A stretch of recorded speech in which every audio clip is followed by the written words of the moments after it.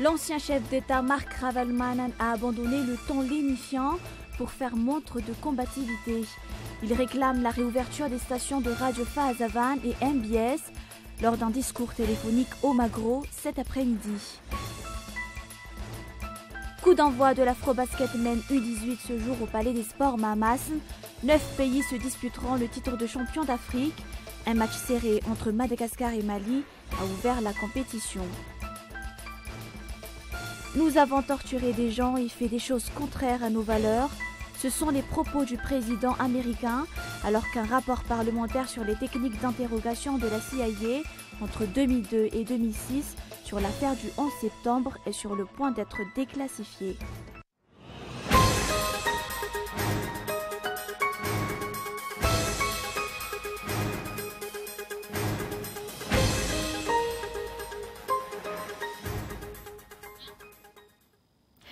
Bonsoir à tous, bienvenue si vous nous rejoignez pour ce journal en version française. À la une de ce jour, Marc Ravalomanana n'a plus confiance au régime actuel.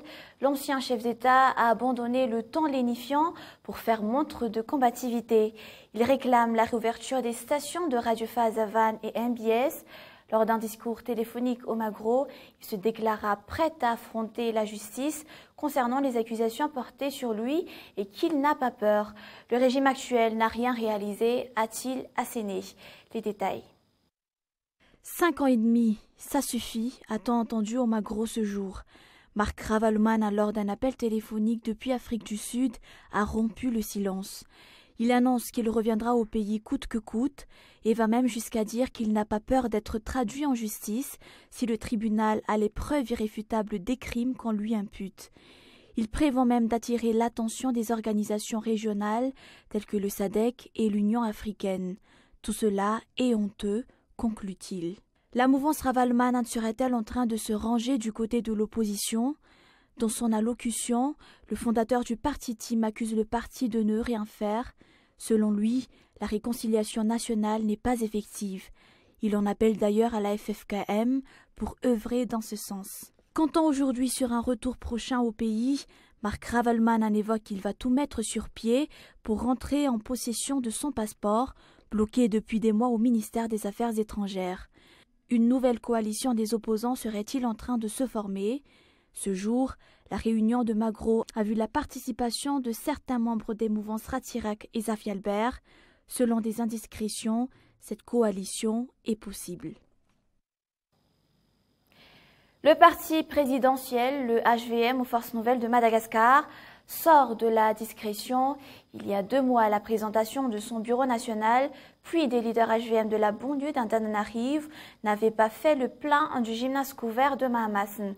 Cet après-midi, le HVM a présenté les leaders de ces structures de base dans le district d'Intimjan.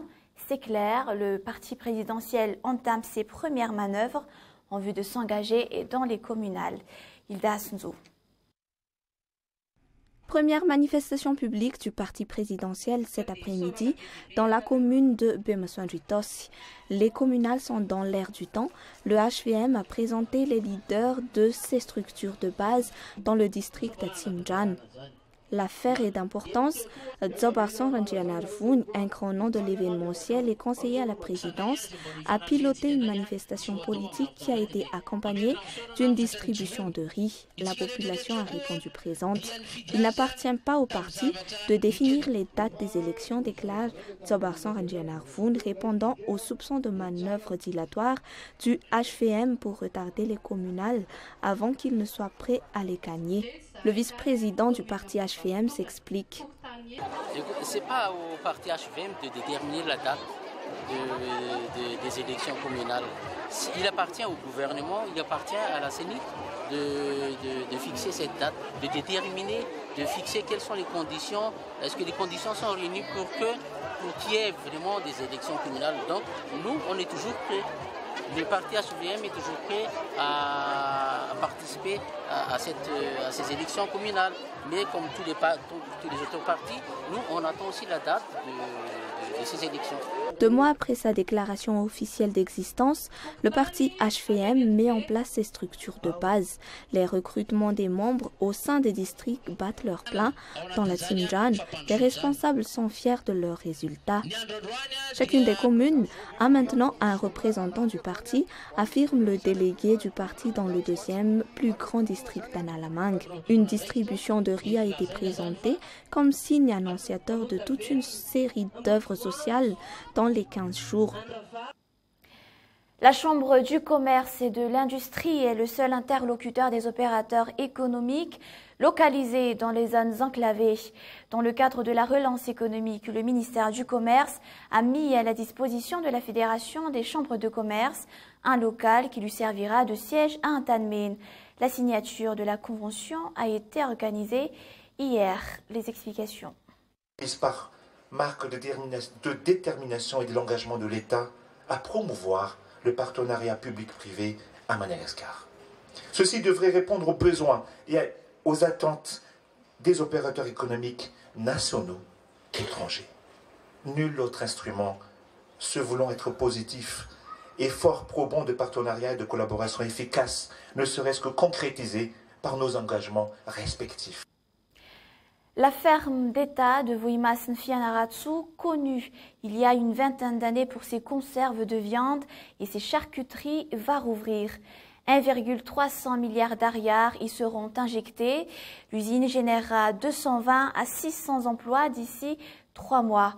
Les négociations sont en cours. La société Zanakal compte contracter un bail de 5 ans avec l'État. La ferme d'État de Voimas se trouve actuellement dans un état de délabrement le plus total. En plus de ses activités d'un temps, l'usine se livrera également à la production d'huile d'arachide et de jus de canne. Le ministre de l'Industrie a visité le site la semaine dernière lors de sa visite dans la région Vadvav-Fidvnani. Depuis début d'un mois exceptionnel, le mois d'août compte 5 vendredis, 5 samedis et 5 dimanches. Le début du mois vendredi, samedi et dimanche. La fin du mois vendredi, samedi et dimanche.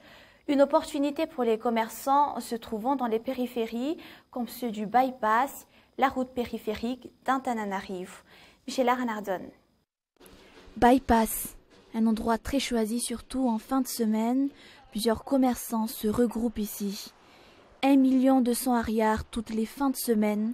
Telle est en moyenne la recette par commerçant au bypass en cette période de vacances, si le dimanche est le jour le plus propice, avec un maximum de clients. La majorité des commerçants ouvrent leur stand ou leur site à partir du vendredi. Certains peuvent engréger près de 400 000 ariars par jour. Beaucoup optent sur ce mois à 5 vendredis, 5 samedis et 5 dimanches. Ils prévoient d'augmenter leurs produits, ce qui est sûr avec ce mois à rallonge de 5 week-ends. Cet événement du calendrier ne se produit qu'une fois tous les 823 ans. Par ailleurs, le mois d'août, c'est le début des vacances. La population de la ville est épuisée du train-train quotidien. Pourquoi ne pas choisir la destination bypass ? Après 2009, 2011 et 2013, c'est la 4e fois que Madagascar accueille la rencontre régionale Afro-Basket. La cérémonie d'ouverture a eu lieu cet après-midi au stade de Mahamasn, où se dérouleront d'ailleurs tous les matchs de cette rencontre. 9 pays, dont Bénin, Mozambique, Mali, Côte d'Ivoire, Égypte, Angola, Tunisie, Gabon et Madagascar se disputeront le titre de champion d'Afrique dans cette discipline. Qui détrônera le dernier champion, le Sénégal, qui n'a d'ailleurs participé à cette année. Le premier match a opposé Madagascar à l'équipe de Mali. Le match a été serré jusqu'à la 3e quart-temps. À partir de la 3e quart-temps, l'équipe malgache mène les jeux et remporte le match avec un score final de 78-54. Et on passe aux actualités internationales. Depuis la disparition d'un soldat israélien hier et la fin du cessez-le-feu après seulement 90 minutes, Israël a repris ses bombardements sur Gaza. 57 personnes ont encore été tuées ce samedi. La branche armée du Hamas a affirmé ne pas avoir d'informations sur le sort d'un militaire israélien qui, selon l'État hébreu, aurait été capturé par le mouvement palestinien de la bande de Gaza. Suivez le reportage de France 24. La trêve définitivement réduite en fumée. Cette nuit à Gaza, de nouvelles explosions. Et ce matin, l'armée israélienne a poursuivi ses attaques, sans relâche. Parmi ses cibles, l'université islamique, dont de nombreux bâtiments ont été totalement détruits. Au petit matin, dans ce quartier, des scènes désormais quotidiennes, des habitants de plus en plus hagards et impuissants. Plus rien n'est épargné, même plus les écoles, les mosquées ou les universités. Durement touchée aussi la ville de Rafah, où plus de 100 civils palestiniens auraient trouvé la mort. Israël, de son côté, affirme que son système antimissile aurait intercepté 3 roquettes tirées par le Hamas sur Tel Aviv. Israël qui est toujours sans nouvelles du soldat Hadar Goldin, disparu hier matin. L'armée est à sa recherche. Elle fouille les tunnels du Hamas qu'elle accuse d'enlèvement. Mais le mouvement palestinien dit ignorer où se trouve le sous-lieutenant. Qu'il ait été fait prisonnier ou tué lors d'une embuscade, cette disparition, c'est la ligne rouge qu'il ne fallait pas franchir selon l'État hébreu. Aujourd'hui, au Caire, des négociations doivent se tenir, mais les chances de dialogue semblent plus éloignées que jamais. Révélation de taille pour le président des États-Unis qui annonce la prochaine remise au Congrès d'un rapport d'enquête sur les techniques d'interrogatoire poussées de la CIA entre 2002 et 2006. Barack Obama a révélé lors d'une conférence de presse que les États-Unis avaient torturé des gens après les attentats du 11 septembre 2011. C'est toujours un reportage de France 24. Barack Obama le reconnaît une fois de plus. Après le 11 septembre, les États-Unis ont franchi une ligne.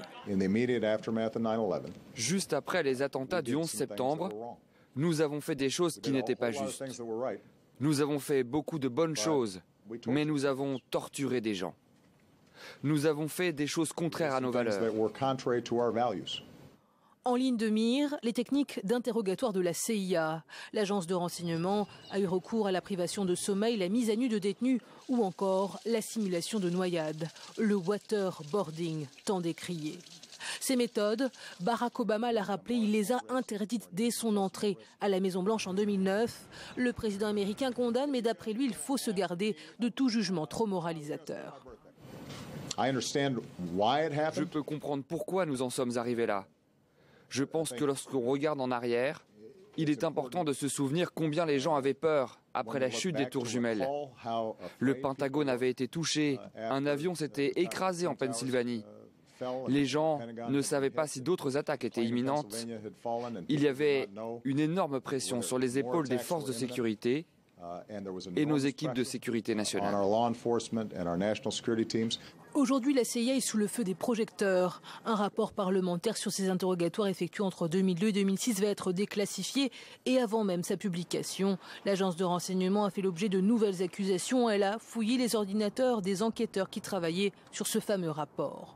Cette semaine, le directeur de la CIA, John Brennan, a présenté ses excuses. Barack Obama a pris sa défense, mais les États-Unis n'en sont pas leur premier scandale d'espionnage.